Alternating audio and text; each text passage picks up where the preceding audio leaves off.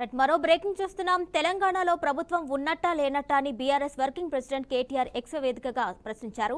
విత్తనాల కోసం రైతులు ఇబ్బందులు పడుతున్నా ముఖ్యమంత్రి, వ్యవసాయ శాఖ మంత్రి పట్టించుకోవట్లేదని ఆరోపించారు.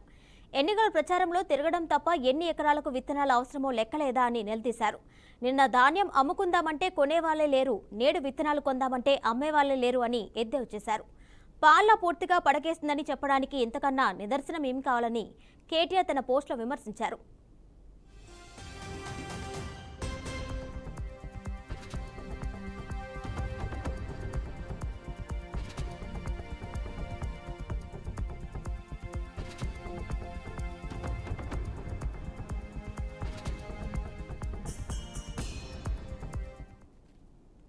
సాగునీరు ఇవ్వడం చేతకాక పంటలు ఎండబెట్టారని, ఇప్పుడు విత్తనాలు అందించే విజన్ కూడా లేదా అని కేటీఆర్ ప్రశ్నించారు.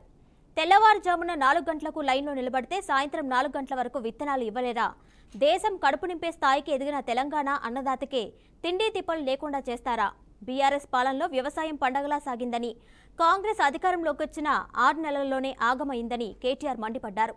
ఇప్పటికైనా సరిపడా విత్తనాలు తెప్పించాలని, బ్లాక్ మార్కెట్కు తరలించకుండా కళ్లెం వేయాలని కోరారు. లేదంటే రైతుల సంఘటిత శక్తితో ఉన్న బలాన్ని కాంగ్రెస్ ప్రభుత్వం చవిచూడక తప్పదని కేటీఆర్ ఎక్స్లో హెచ్చరించారు.